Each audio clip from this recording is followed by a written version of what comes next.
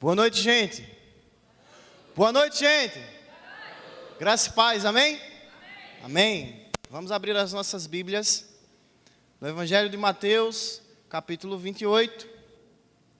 Apenas os versos 19 e 20. Mateus, capítulo 28, versículos 19 e 20.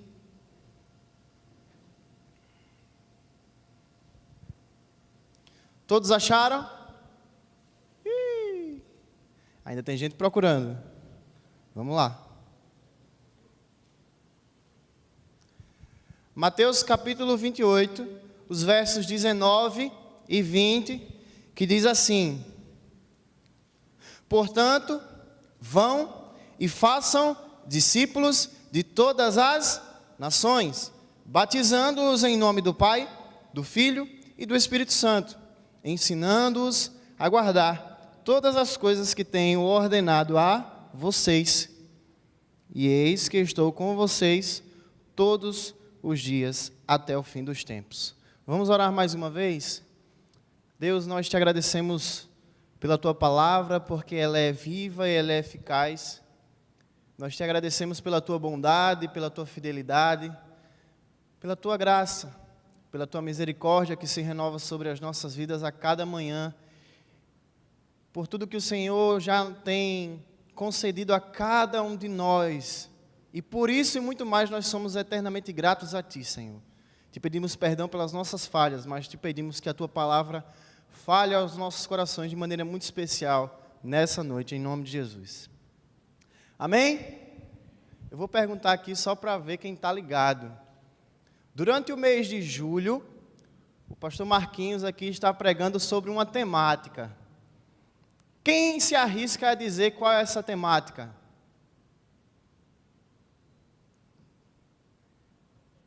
Discípulo. O que mais? Mais alguém?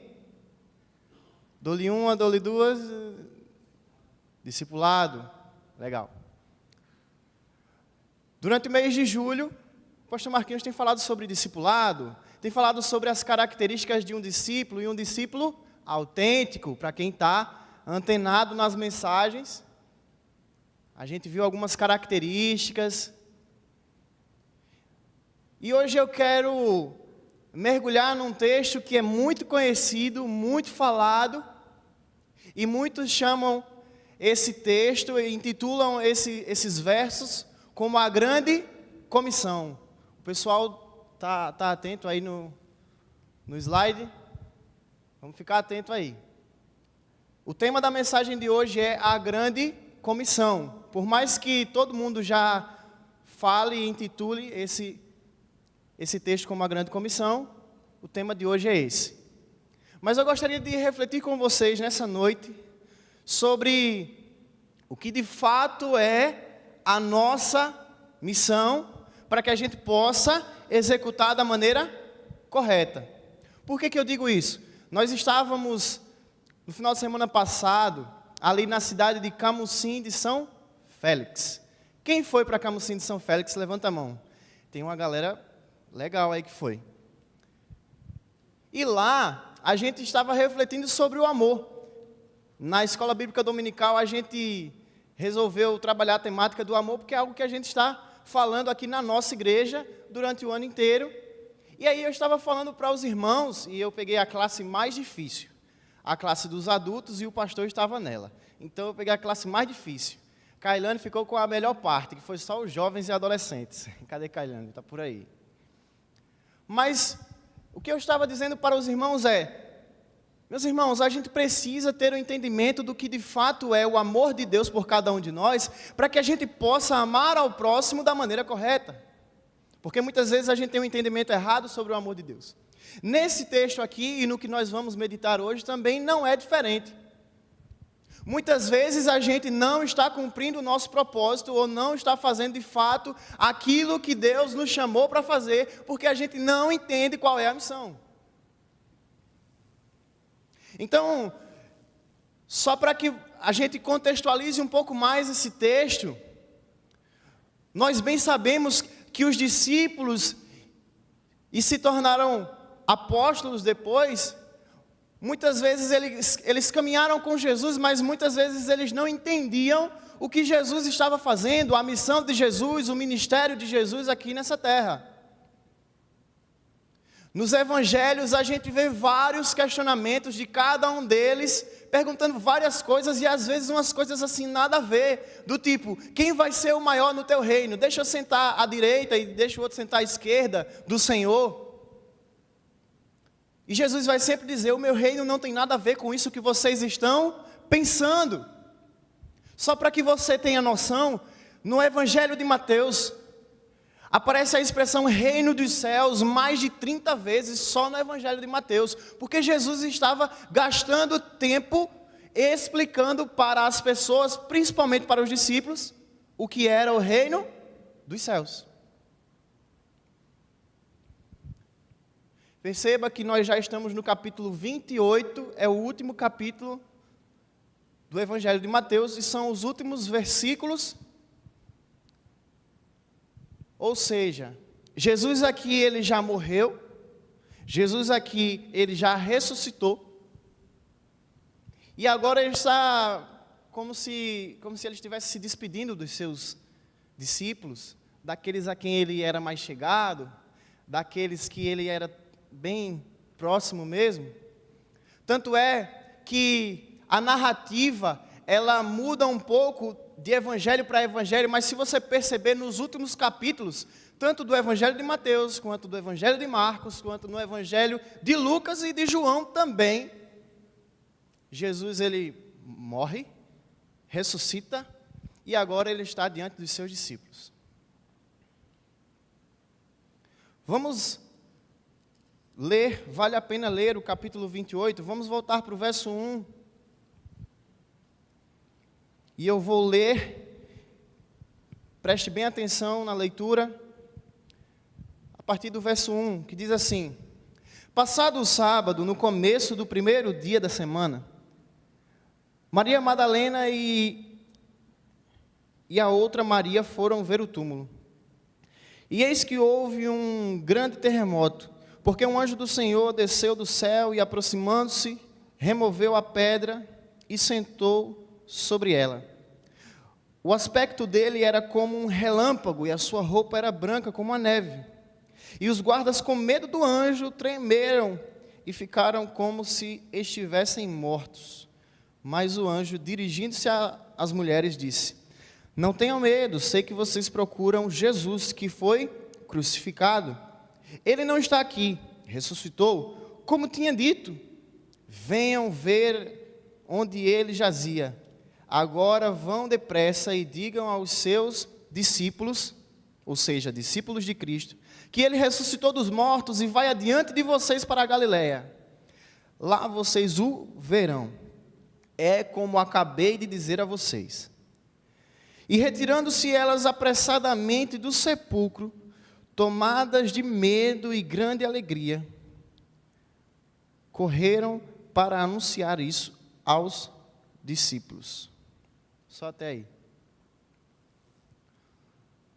Então, Jesus ele já havia feito tanta coisa, e agora ele ressuscita, ele não está mais no túmulo onde as mulheres estavam procurando ele, como cumprimento daquilo que havia sido prometido. Isso tinha que acontecer. Tanto é que Jesus é questionado em algum momento, e aí Jesus diz assim: eu não vou dar nenhum sinal para vocês, senão o do profeta Jonas, que durante 3 dias e 3 noites ficou no ventre de um grande peixe. O que ele estava querendo dizer? Semelhante a ele, eu vou morrer e ao terceiro dia eu vou ressuscitar. Então, o problema do povo daquela época era tão sério, que Jesus cumpriu tudo o que havia sido prometido no Antigo Testamento todinho. Os reis, os profetas, tudo que havia sido prometido sobre o Messias estava se cumprindo, e ali se cumpriu de fato.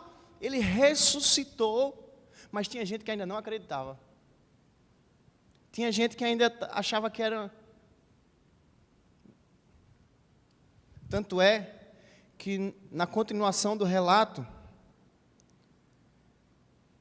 o texto vai dizer que havia um rumor naquela época de que os discípulos de Jesus tinham, durante a noite, pego o corpo de Jesus, tirado dali e criado uma história para que aquilo que havia sido prometido realmente se cumprisse. Então é tipo assim, não, ele tem que ressuscitar, então vamos tirar ele do túmulo quando ninguém está vendo, porque aí quando forem procurar, ele não vai estar lá, então vai dar tudo certo. Existia esse rumor na época. A incredulidade da galera, inclusive dos discípulos, era tão grande que tinham 2 no caminho de Emaús. Estavam andando com Jesus, após a ressurreição dele. Estavam andando com Jesus e ainda assim... Aí eu acho interessante a conversa dos caras, né? O senhor não está sabendo não o que aconteceu lá? O quê? Vocês estão falando de quê? Não, o Jesus lá, o Jesus, ele ressuscitou, tal, o burburinho na cidade, aquela coisa toda. E eles falando isso para Jesus. Eu fico imaginando a cara de Jesus. Olhando para os caras, é mesmo? Rapaz, você descobriu o Brasil agora. Nossa, que descoberta você fez. Perceba que o verso 16 e 17 vai relatar que Jesus se aproximou dos discípulos e disse para eles, porque alguns o adoraram quando viram, depois que ele ressuscitou e ele foi para a Galileia, alguns o adoraram e outros duvidaram. Gente, Jesus morreu, ressuscitou, ele estava ressurreto na frente da galera que se dizia discípulo dele, e a galera, uns adoraram, outros duvidaram. O que me leva a pensar e refletir sobre a nossa vida é que mesmo a gente tendo uma vida constante na igreja, mesmo a gente tendo nascido e se criado na igreja, nos caminhos do Senhor, existe a possibilidade de em algum momento a gente duvidar, a gente não crer em Deus, ou a gente não crer nas maravilhas do Senhor, ou não crer no seu poder sobre a nossa vida, não crer que Deus pode fazer infinitamente mais do que nós pedimos ou pensamos. Nós não somos muito diferentes dos discípulos daquela época no que diz respeito à incredulidade. Muitas vezes nós estamos na igreja, nós temos acesso a tanta informação e tanto conhecimento, mas muitas vezes nos confiamos no conhecimento, na sabedoria, no entendimento, ou nos muitos seguidores no Instagram. E nos tornamos incrédulos. Não cremos mais que Deus pode ouvir a nossa oração quando nós entramos no quarto e oramos a Ele, no nosso secreto.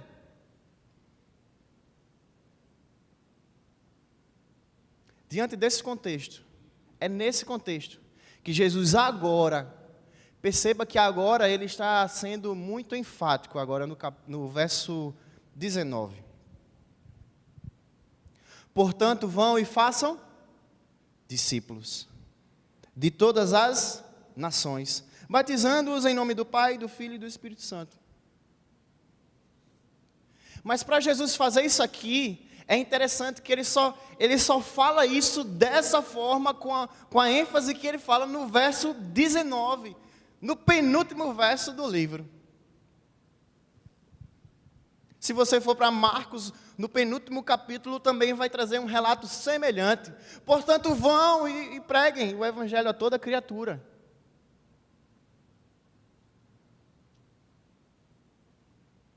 Deus, na história do seu povo, Ele deu ordens ao seu povo. Ele deu ordens para que o povo pudesse andar e viver bem. Os 10 mandamentos não são para trazer um peso sobre o povo de Israel, mas para dizer assim, olha, se vocês seguirem esse manual aqui, vocês vão viver bem. Então, em primeiro lugar, o que eu gostaria de refletir com vocês é que Deus nos dá uma missão. Assim como Jesus deu uma missão muito clara para os discípulos, Ele dá uma missão para cada um de nós. Ele nos dá uma ordem. E a gente precisa ter o entendimento disso. Porque nós estamos refletindo sobre discipulado, sobre discípulo, as características de um discípulo. Mas a obediência é uma dessas características de um discípulo de Jesus. E por isso nós precisamos entender que essa missão que Jesus deu aos discípulos, ou aos apóstolos, e especificamente nesse caso aqui, aos 11, porque a essa altura do campeonato, Judas já tinha batido as botas. Então ele junta os 11, chega para os 11 e diz assim, pronto, agora vão e façam discípulos. Não é uma pergunta com uma escolha, uma alternativa, você vai ou não vai? Não, você vai. Ponto final. Portanto, vão. Ele não está perguntando se a galera está afim de ir, não. Jesus aqui, ele não está com papo na língua, não. Ele está mandando e a galera tem que ir. E por isso nós estamos aqui hoje. Porque esse evangelho nos alcançou. Porque a mensagem de salvação, de redenção, como nós cantamos aqui, de ressurreição, de vida eterna, nos alcançou.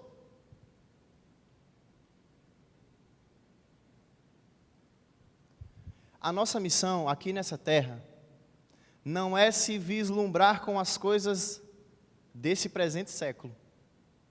Não é se moldar com as coisas desse século.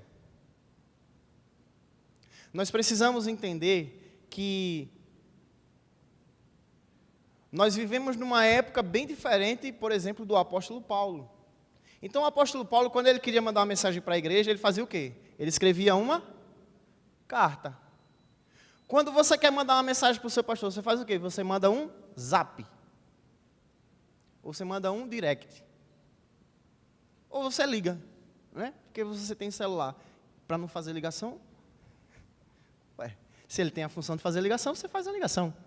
Se você tiver crédito, obviamente. Importante. Mas a gente vive num tempo tão diferente do apóstolo Paulo e a gente vive diante de tantas dificuldades que o apóstolo Paulo não tinha. Será que ele não tinha? A gente não vive na mesma época dos discípulos. Mas a gente precisa entender o que é mais importante, que é a missão. Então, particularmente, eu acredito no seguinte: se você está na faculdade, você tem uma missão lá na faculdade. Se você está inserido ou inserida numa igreja evangélica, batista, da Convenção Batista Brasileira, no estado de Pernambuco, na cidade do Recife, você tem uma missão nesse lugar. Jesus não disse para os discípulos, vão e façam discípulos, para a gente ficar olhando para a história deles e achar bonito. Jesus não deu uma missão para a igreja, para a gente ficar hoje contando história. Então, como toda ação, existe uma reação. As ordens de Deus são tão soberanas que Deus disse, haja luz e houve luz. A luz não tinha opção de escolha. Os astros obedeceram ao Senhor soberano de toda a terra. Os animais obedeceram ao Senhor soberano de toda a terra. Todas as vezes que o homem desobedeceu a ordem do Senhor, ele pagou as consequências. Adão fez isso e a gente está aí até hoje. E aí Jesus, depois que ele cumpre o que ele tem que fazer aqui na terra, porque ele veio para nos dar vida e vida eterna, é o que diz João 3,16. Quando ele vem e faz isso, agora ele diz assim, pronto, beleza? Vocês já viram o que eu fiz, o que eu tinha que fazer, vocês ainda assim não estão entendendo, tudo bem. Portanto, vão e façam discípulos. Em primeiro lugar, nós precisamos entender que nós temos uma missão e que nós vivemos sempre em missão. O problema é que a gente acha que a nossa missão é só no domingo à noite, ou no sábado à noite, ou na EBD no domingo de manhã. Como foi maravilhoso tudo aquilo que a gente viveu em Camusim de São Félix. Se a gente fosse deixar aqui todo mundo falar o que viveu lá, a gente ia passar a noite e não ia dar certo. Mas o problema é que a gente acha que a gente deve viver isso uma vez por ano. O problema é que isso é o propósito pelo qual Deus nos chamou. O que a gente fez lá em Camusim de São Félix não é algo que pode acontecer uma vez por ano. Não, deveria ser algo rotineiro na nossa vida. Ah, mas a gente vai fazer um EBF todo final de semana? Não, vamos com calma. Tenha calma, não é bem assim. Mas a missão, ela é urgente e ela não para quando a gente não está afim. Ah, não quero ir não, e tal. Estou tão cansado, sobrecarregado. E às vezes a gente esquece daquele texto, vinde a mim os que estão cansados e sobrecarregados, e eu vos aliviarei.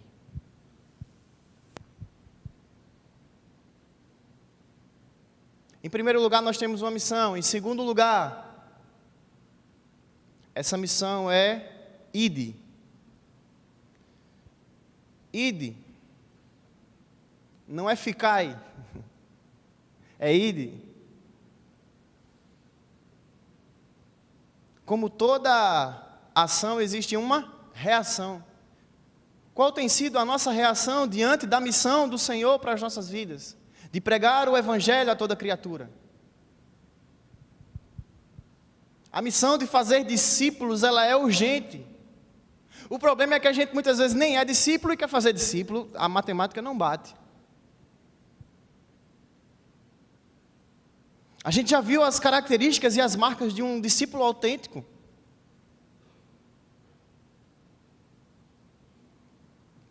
Jesus nos chama hoje para sermos discípulos autênticos, para poder assim, somente assim fazermos discípulos dele e não nossos. Os discípulos não são nossos. São de Cristo. Porque Ele nos criou para sermos a sua imagem e semelhança. E essa imagem e semelhança, ela foi distorcida por causa do pecado, mas Cristo veio para resolver esse problema e restabelecer essa conexão, essa comunhão. Jesus restabeleceu essa comunhão entre Deus e os homens. Nós éramos inimigos de Deus. Paulo disse que não há um justo sequer. E agora, por causa de Cristo, nós podemos ser chamados filhos de Deus. E nós precisamos espalhar a mensagem de boas novas, a mensagem de salvação, a mensagem de redenção para outras pessoas lá fora. Sabe qual é o problema muitas vezes? É que muitas vezes a gente tem até a mania de decorar versículos bíblicos, mas não vivê-los no nosso coração. Às vezes a gente conhece até o nome de cada teólogo, autor, filósofo, e o que mais você imaginar. Autor de livro best-seller. E essa palavra não produz nada no nosso coração, porque muitas vezes nós não estamos crendo que Jesus Cristo morreu e ao terceiro dia ressuscitou por cada um de nós.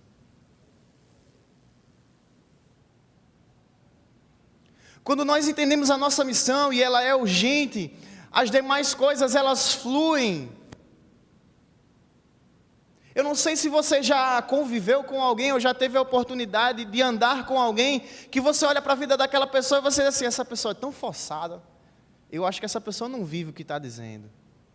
Essa pessoa tenta expressar tanta santidade, tanta coisa, que muitas vezes aquilo não é uma verdade na sua vida. Então, gente, de verdade mesmo, a nossa missão é ir. A nossa missão é sair da zona de conforto. Eu preciso entender que se hoje eu tenho uma ferramenta maravilhosa, que é a internet, e ela me possibilita me conectar com várias pessoas de maneira inclusive simultânea, eu preciso usar isso para a glória de Deus, porque eu tenho uma missão diante da rede social.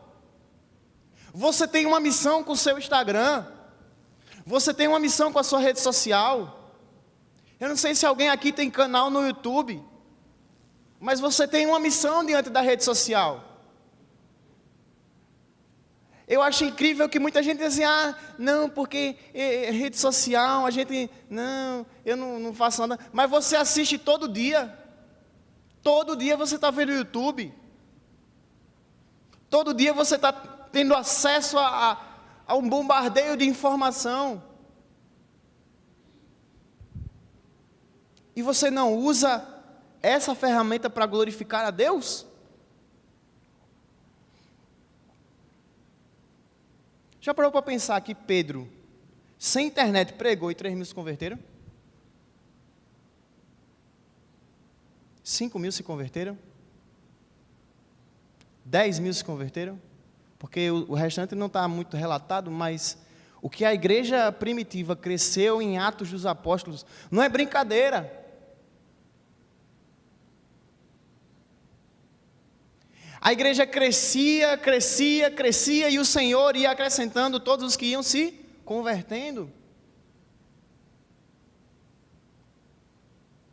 Aí muitas vezes no Instagram você pode abrir uma live e estar falando para 3.000 pessoas ao mesmo tempo. Isso é poderosíssimo, tanto para o bem quanto para o mal. Então eu preciso entender que o mais importante é a missão. Porque tem gente que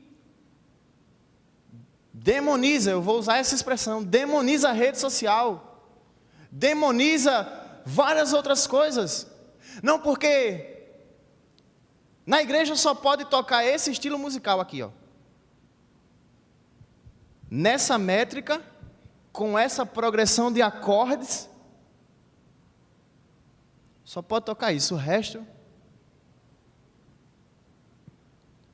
Só que as pessoas que normalmente falam isso estão mais preocupadas com o estilo musical do que com a adoração que é expressa de dentro para fora.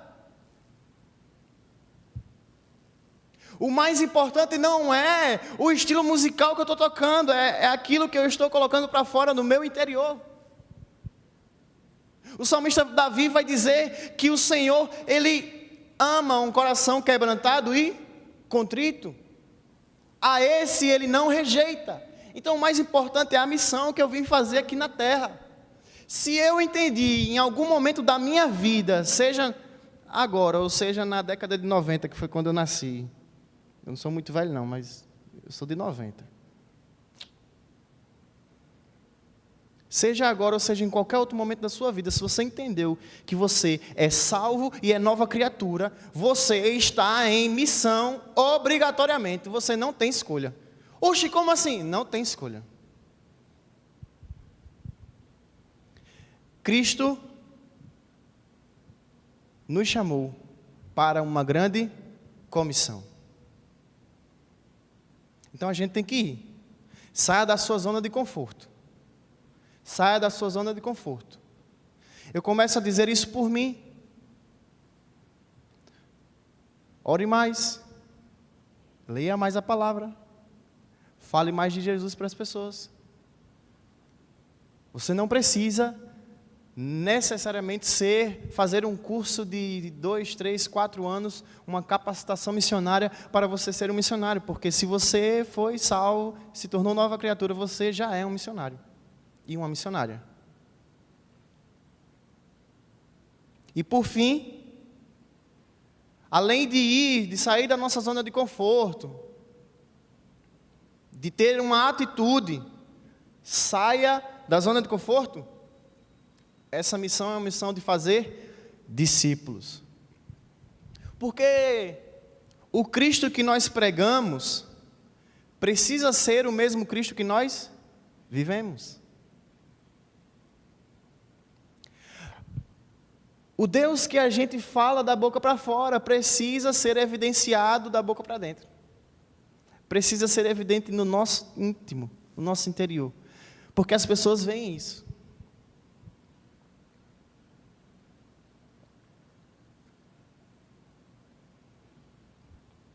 Você já deve ter visto alguém dizer assim, e isso já aconteceu comigo também. Você chegar num lugar e dizer, você é crente? Poxa, a gente nem conversou. E eu nem sou tão bonita assim.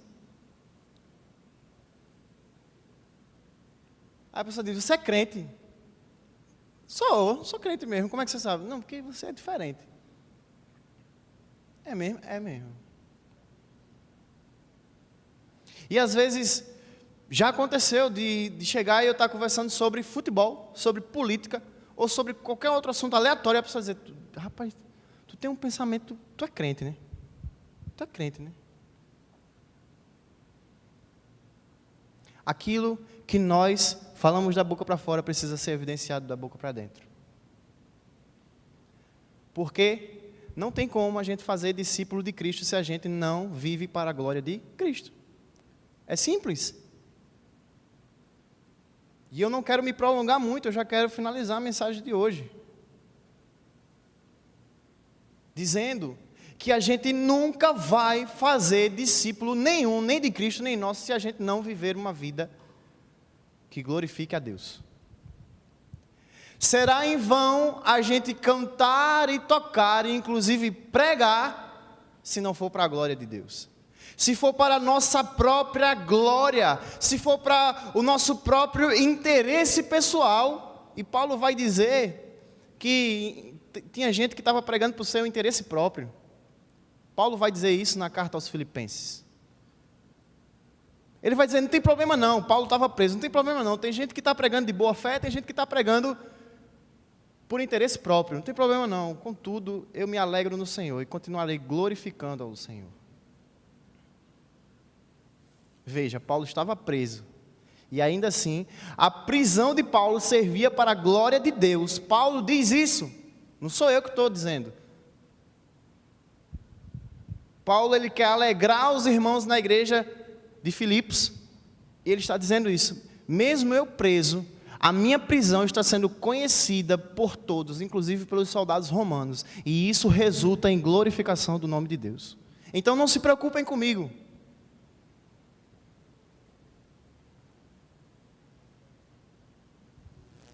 Fazer discípulos não é fácil. Discipulado não é fácil. A caminhada cristã não é fácil, mas Deus nos chamou para fazer isso. Deus nos chamou para caminhar lado a lado com Ele e trazer conosco tantos outros para andar junto dele. Paulo vai dizer assim, sejam meus imitadores como eu sou de Cristo. Paulo não diz assim, sejam meus imitadores como eu sou de mim mesmo. Ele diz, como eu sou de Cristo. O que Paulo está dizendo? Imitem a Cristo porque eu faço isso.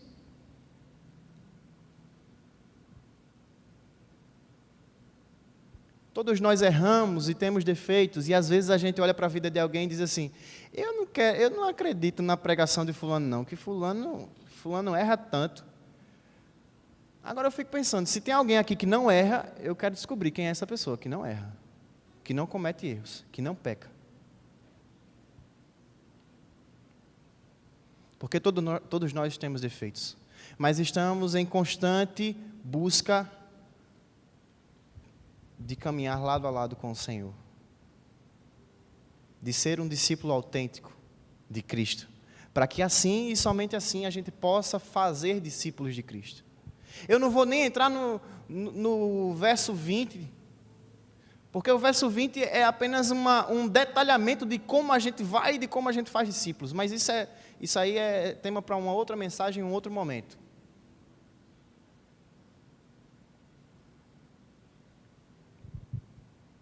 Eu gostaria de convidar você a fazer uma oração nesse momento.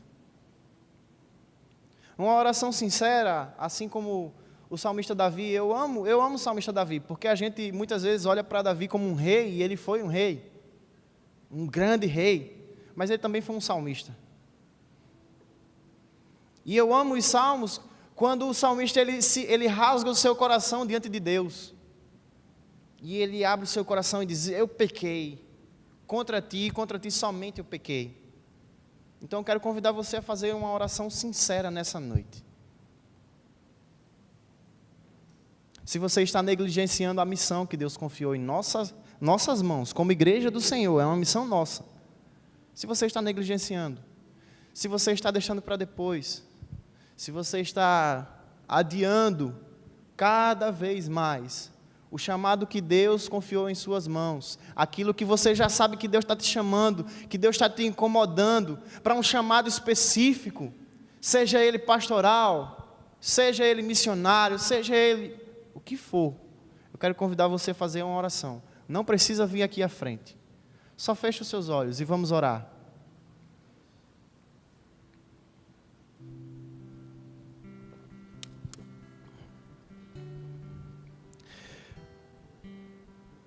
Deus bendito, Pai amado, nós queremos nesse momento, como cantamos anteriormente, nos render aos Teus pés e suplicar pela Tua graça, pela Tua misericórdia, porque sem o Senhor nós não somos nada, sem o Senhor nós nem estaríamos aqui. Foi o Senhor quem nos deu fôlego de vida, foi o Senhor quem deu ordem para que as coisas acontecessem. O mesmo Deus que nos comissionou e nos chamou para uma grande obra, para irmos e fazermos discípulos. Eu quero entregar em Tuas mãos, Deus, cada jovem aqui, cada pessoa que chegou nesse lugar. O Senhor conhece e sabe a intenção do coração de cada um. O Senhor sabe e sonda cada um de nós aqui. O Senhor sabe daqueles jovens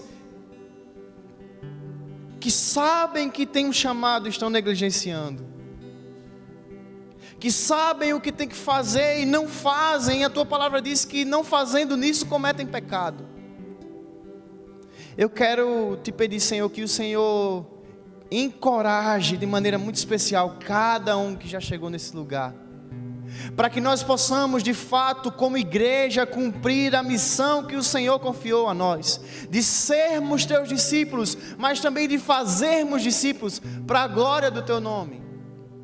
O Senhor tem separado cada um de nós nesse momento, no ano de 2024, para uma missão, nessa igreja, nessa cidade, nesse país, com um propósito, com uma missão. Não deixa, Senhor, que a gente negligencie cada vez mais aquilo que o Senhor já confiou em nossas mãos. Nos ajuda, Senhor, porque sozinhos nós não conseguimos. Perdoa os nossos pecados, mas nos livra e nos liberta das amarras do pecado, daquilo que nos prende, daquilo que nos aprisiona, daquilo que nos impede de avançar, daquilo que nos impede de cumprir tudo aquilo que o Senhor já prometeu e preparou para cada um de nós. Como a Tua igreja, mesmo jovens e adolescentes, tão novos, que o Senhor comece a despertar em nossos corações a chama, o desejo por fazer a Tua obra, por propagar o Evangelho, as boas novas de salvação, de reconciliação.